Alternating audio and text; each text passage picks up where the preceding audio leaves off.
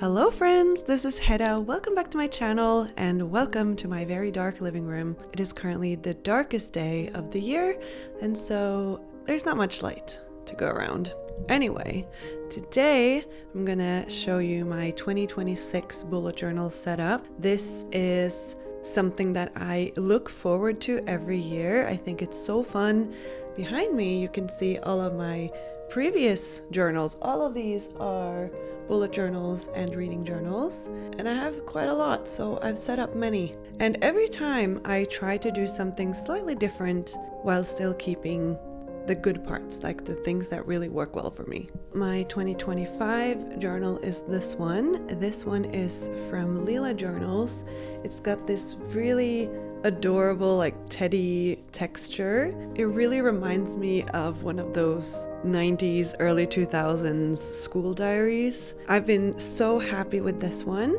It is 160 GSM paper and it has a grid, so not dot grid but an actual grid, and I've really enjoyed that. So when it came time to choose my 2026 notebook, I was a little bit conflicted because on one hand I have a lot of empty notebooks with dot grid, 160 GSM dot grid paper, which is the standard when it comes to bullet journals.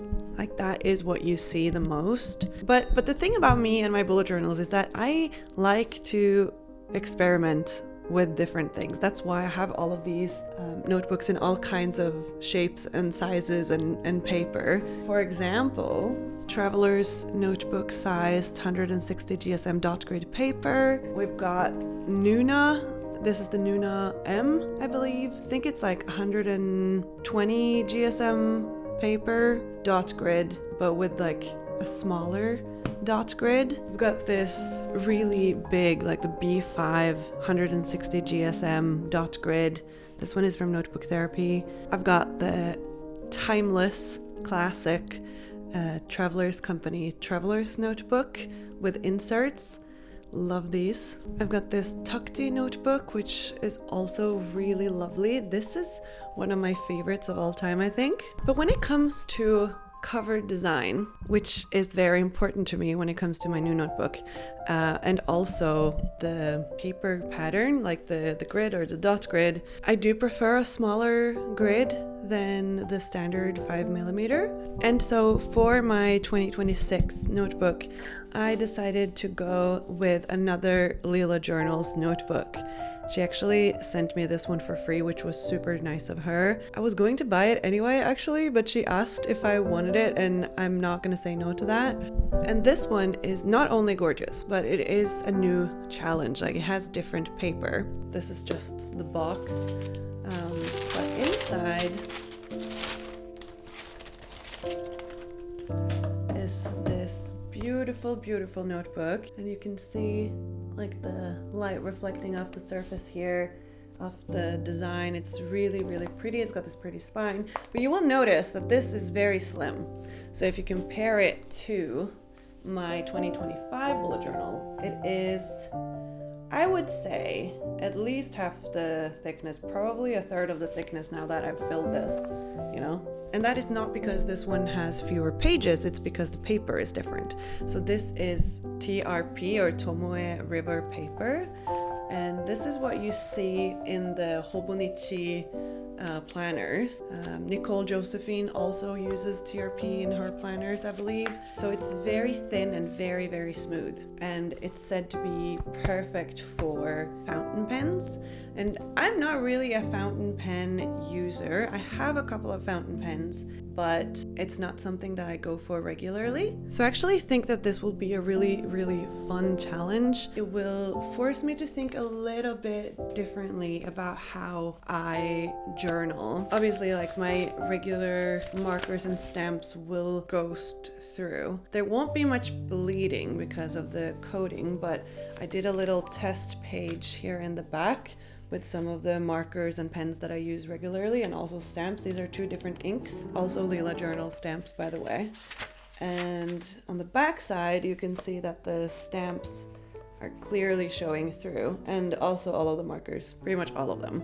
So it's going to be a different experience because things will definitely show through. And so if you hate ghosting with a passion, TRP paper is probably not for you. I think that this will be a really fun challenge, and I also like that it's so lightweight. Like this paper is 50 GSM or something. It's super lightweight, so I think that it will be really, really fun. And I talked to RT after deciding to use this notebook as my new bullet journal, and I asked her if I could buy a notebook off of her and reserve it so that I could do a giveaway for you guys. And she immediately said she would love to donate the notebook, which is super kind of her. So thank you so much, RT, for sponsoring this giveaway. And I'll talk more about the giveaway at the end of the video. But for now, let's set up my new 2026 bullet journal. A really sweet girl in Denmark called Trine, she sent me this pen. She actually sent me an entire advent calendar filled with lots of pretty things,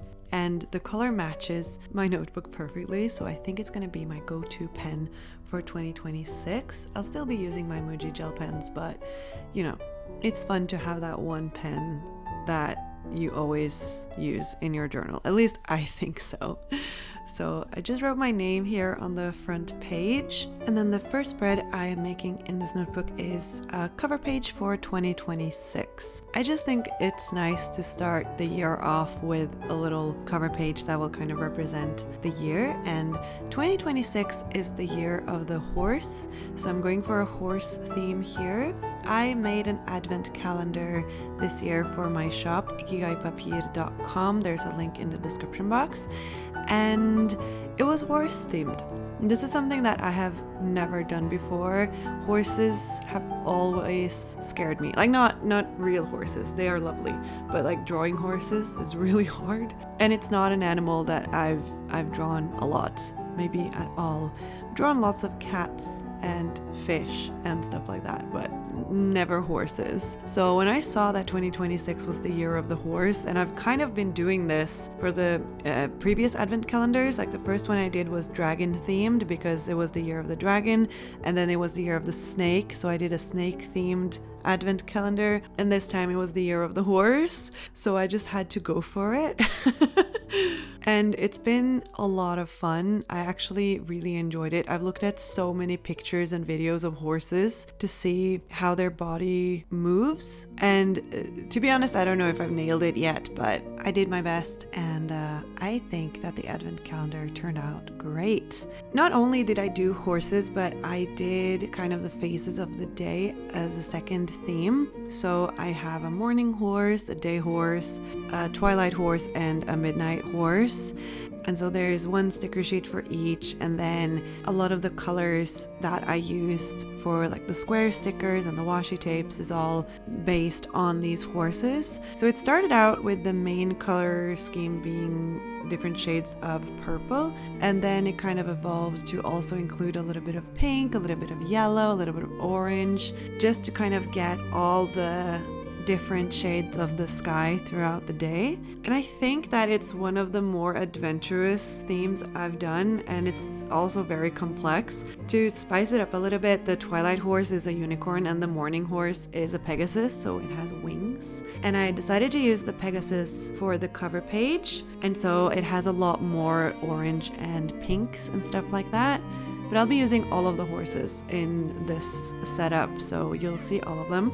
Oh, and the advent calendars are no longer available in the shop, but I will do a shop update on December 28th, where I will put up all of the leftover products from the advent calendar in the shop. So if you got the advent calendar and you want extras of something, that's a good chance for you to get that. And if you weren't able to get the advent calendar this year, then you'll be able to still get the products. It will be a little bit more expensive, and that's just because I'm able to lower the price slightly when selling it all as a big box, even with the added packaging and everything. So I always recommend people to actually get the advent calendar rather than waiting for the leftover items. I have very varying stock, and this is because of like me using different manufacturers for different products. There will be like varying amounts of each product, but pretty sure every item is going to be there. So if you really want something, I recommend checking out the store on December 28th. You can also sign up to the newsletter in the shop. So again, there is a link in the description box. Okay, so I'm really proud of this piece right here. This is a sheet of clear stamps, like acrylic stamps, and I made 2 of these for the advent calendar. I've never done anything like it before, so I was very nervous about it. I was very nervous about the reception as well. So far it seems that you guys really like them, and that makes me so happy because this is a product I've been wanting to make before. Last year I made wooden stamps, and although I love the look of wooden stamps, and I have a lot of wooden stamps myself, they do take up a lot of space, and you kind of get more stamps for your money with acrylic stamps, and they're very versatile. As long as you have one of those acrylic blocks or any other clear surface, really, you can use these stamps, and they work really well with all the types of ink that I've used them with. So I'm really pleased with them, and I will definitely make more for my shop in the future. Okay, so now that the cover page is done, I'm really pleased with it, by the way. It's one of my favorite spreads so far in this new journal. I'm going to make my future log. This is something that I do in all of my bullet journals. It is an overview of the year. So I have little calendars for each month of the year, and then there's room to write down what is happening those months. So this way I can write down things that are happening far ahead, even though I only set up my months like a few days before the next month, if that makes sense. So this is a great way to have a good overview of the year. So I write down birthdays, I write down events, I write down deadlines. For example, the deadline for paying my student debt each month or paying my taxes, stuff like that, all the fun stuff. I used some monthly headers here, like these are washi stickers from Paper Dazed.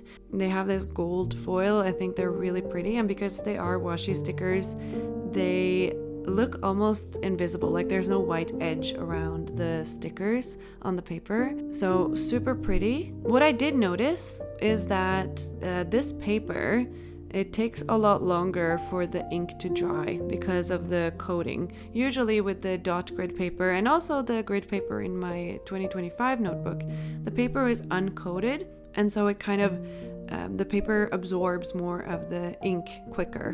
Whereas this paper is coated, so the ink kind of sits on top. And maybe this is why people use a lot of fountain pen ink in these notebooks. I'm not sure. I'll have to learn more about it. But for now, I'm noticing that the ink kind of sits on top for quite a long time, and it also transfers slightly to the other side. So I have to be careful and wait to flip pages and close the notebook and stuff after I've been writing in it, or switch up the pens that I'm using. For example, I don't think a ballpoint pen would have any problems in this notebook, but with the gel pens, this is kind of where this problem arises because there's so much ink and it's so juicy, if that makes sense. I have to make 2 spreads for this because I only fit 6 months on one spread. And for decoration, I kept it really simple. I used the Colors of the Sky washi tape that I made for the advent calendar, and I placed it so that it starts with the darkest colors of the night for January, and then it goes into morning, which I think of as spring, and then day, which is summer, and then it goes back through twilight, which is fall, and then back to the darkest night sky, which is winter. And I thought that was just a nice parallel to, like, between the phases of the day and the phases of the year. And then I used the alphabet stickers and the number stickers also from the advent calendar to just write Future Log 2026 on both pages. One of my favorite parts about setting up a new journal and like actually starting to use it is being able to transfer the future log from the old notebook to the new one. Just picking out what is still applicable in the new year and what was like only for the previous year, especially birthdays. Maybe some new birthdays have been added, or maybe some are no longer there. And then also plans that I have for the new year that I haven't been able to put anywhere yet because I haven't had this new notebook set up. For example, like vacation plans or trips or stuff like that. I went for a slightly different layout this year from last year, and I do think that I still prefer the layout that I did for 2025, but I also like to switch it up a little bit, so I think it's good to do different things and not just do the same thing over and over again. Keeping myself on my toes, I suppose. This next spread is going to be something that you've seen me do before. It's going to be my word of the year spread and also my goals spread. I'm not a person who sets massive goals because I've learned time and time again that I have a hard time reaching my goals, or I just set the wrong goals. Like I set my goals too high. Well, I guess maybe I set my expectations of myself too high. Kind of am an eternal optimist when it comes to my own abilities. And I often have the mindset of like it will work out, it'll be okay, while at the same time stressing myself out so much. And there's been so many times, like it's gotten better as I'm getting older, but I had a lot of times when I was younger just feeling really disappointed in myself for not reaching the goals that I set for myself, and feeling like I wasn't good enough, or that I was like unable to do things, like I couldn't do the things that I felt I needed to do or what was expected of me. And that's not a good feeling. So setting realistic goals is such a game changer. And I think I've gotten a lot better at this after turning 30. I'm still too optimistic of my own abilities, but maybe that's just a personality trait. You know, at this point, I might not grow out of it. I wanted both pages on this spread to be similar, but not exactly the same. So to do this, I made a different size for the boxes where I'm going to be writing. So for my word of the year, I don't need that much space for it. For the goals, I need a larger section. So I used some notepads. I have one notepad that is more yellow and another one that is more pink. And I just flipped them over. So on the back side of the paper, there is, I think on one of them is a to-do list and another one is like a weekly overview. And then I used the like lace edge cutter to make a nice edge around it. And they're not perfect. Like the corners look horrendous actually, but because there is so much decoration on the spread, I don't really notice it when I look at it. And you can always like cover up the corners if it's too horrible. I used some doilies and some pages, like ripped pages from old books for extra decoration to kind of layer this collage. I also used some cloud washi tape that got sent to me by one of you guys. And this like moon, like cut out moon, I got in the mail as well. I really love receiving pen pal letters from you guys. It's so sweet. And it gets hard for me sometimes to remember exactly who sent me what, because it all goes into my big stationery collection, my obnoxiously big stationery collection, I should say. So I tend to forget over time, even though I would like not to. I also used some washi paper from Paper Monogatari. This one was from her like ballet swan theme that she did a while back. And then I used my square stickers and more of the morning horse stickers, but also the day horse. So this spread is definitely more day inspired, starting with morning and then moving on to day. I thought it was fitting. I love the little star details. I mean, it's so simple, but it's probably some of my favorite stickers from the advent calendar, or the little stars. I should really do like a big sticker sheet with only stars. I think that would be super cute. Back to my obnoxiously large stationery collection though, I have decided to go on a no-buy year. Like 2026 will be a no-buy year for stationery for me, and that includes gifts. I am extremely lucky that I get to receive pretty gifts from brands. You have seen a lot of notebook therapy, a lot of Paper Monogatari on my channel, and I absolutely love the products and I use them all the time, but I have an insane amount and no amount of destashing has worked. I have given away a lot of stationery in the past year and it just keeps growing. And next year I'm moving actually, and I'm moving my office back home. So I won't have that large office space that I've enjoyed this year. And so I don't think it's sustainable for me to keep growing my stationery collection. So now I've said it out loud. 2026 will be a no buy year, no receiving year. I'll still have my PO box open for you guys to send letters to if you want to. I'm not going to tell you that what you can or can't send to me there, but I will not be accepting gifts from brands.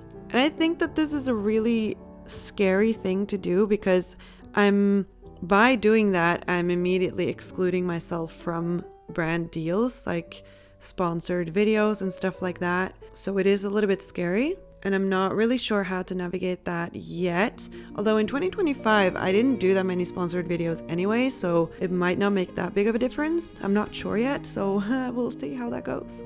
But I don't want an overflowing office space. And so this is something that I need to do for my own well-being, even though I'll be regretting it probably like every day. Every time something new comes out, I'll be wanting it, and it will be a battle.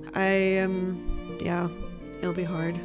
My word of the year for 2026 is diligence. Diligence means to work hard and consistently towards your goals, careful, committed, and that's what I want 2026 to be for me. The next spread is more health focused. So this is a spread I did last year as well. It is my period tracker and my health dashboard. Although this time I'm calling it period calendar and health stuff. Mostly because I don't like how the word tracker looks. I don't know what it is. It just starts with a T. It has the C and the K. I still hate lettering the letter K. It just never looks right. And I don't know what is wrong with me, but just some words don't look aesthetically pleasing.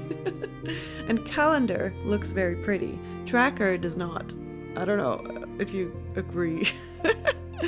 My period tracker looks exactly the same as it always has. This notebook has a slightly smaller grid than my 2025 notebook, and I love that. That is great for me. But so the calendar is actually pretty small. So the rest of the page I covered in decoration, and for this spread I used the night horse. Now I know it would have made sense to use the twilight horse for this, but the dark purple colors, I just really wanted those for the spread. Also the moon and owls and like nighttime stuff. I love it. I've done this for years, so it's very straightforward to me, but I guess I can explain how I use this period tracker, because pretty much this box just has one column for each month. So I've written the days like 1 to 31 on the right side of the box, and on the top I write the first letter of each of the months, January through December. And then on the days where I have my period, I just make a dot, and this way I get a nice little pattern at the end of the year. And it's very easy to see if something's up or if something's different. I use this in addition to a digital period tracker, but I think keeping only an analog one is a really good way to do it if you want to avoid the data mining, like not knowing where your health data is, what it goes to, who actually owns it. And maybe especially for people in countries where women have less reproductive rights than other parts of the world. I'm looking at you, America. I know I have a lot of American viewers. My condolences.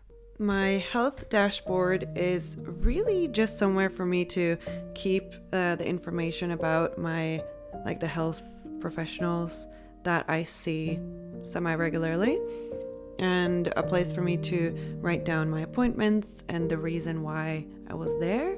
Pretty much anything important that I feel like I need to keep track of. I'm very lucky. I don't have many health issues. I mean, there's been more lately, I will say that, but nothing life-threatening.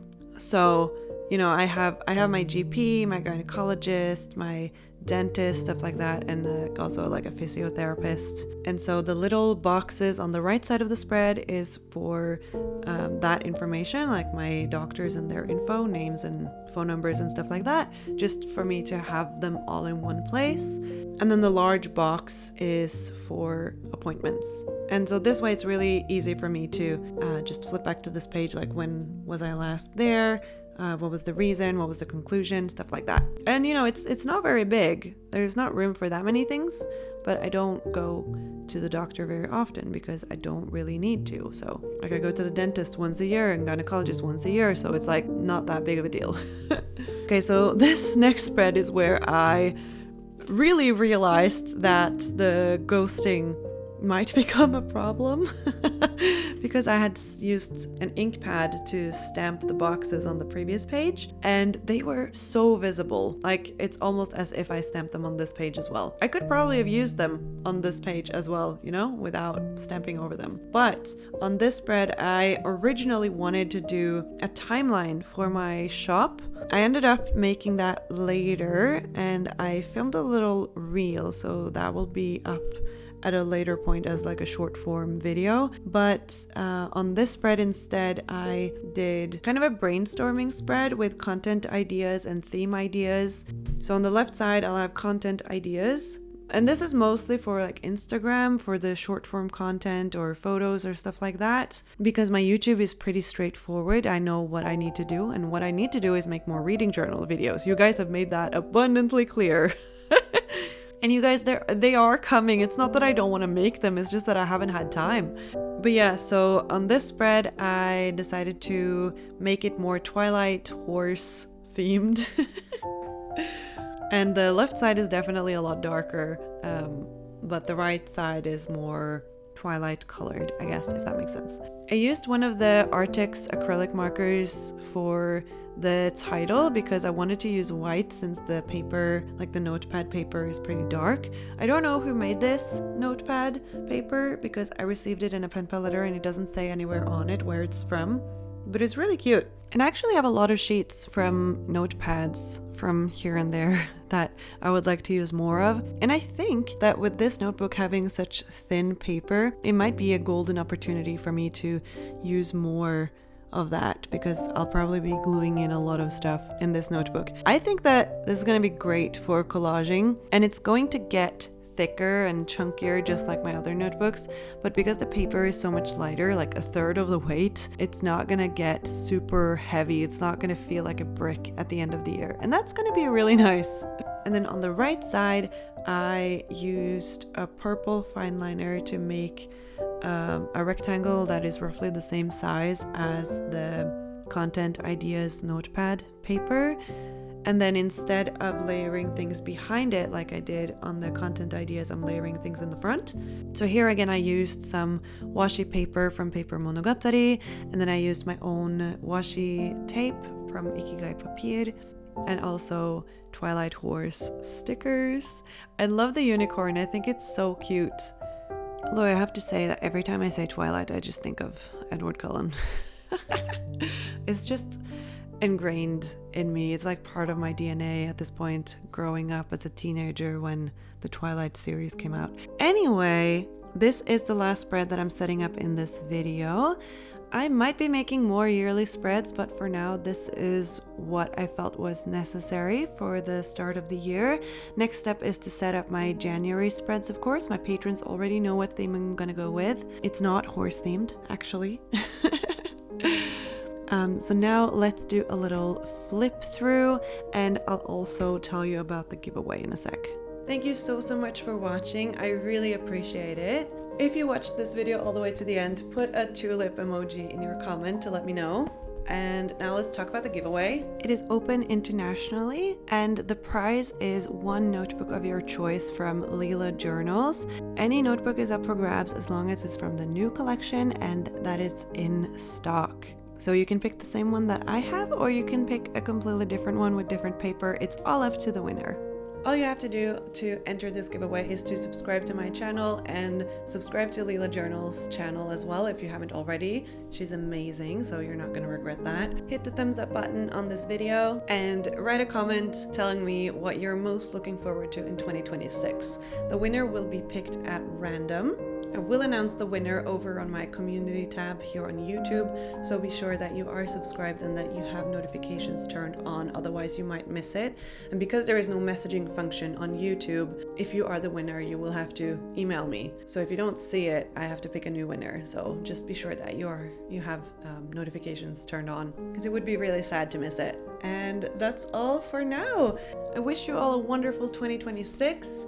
If you've already set up your 2026 journals, let me know what kind of notebook you chose, because I'd love to know. I hope that you're all having a lovely day, and I'll see you next time.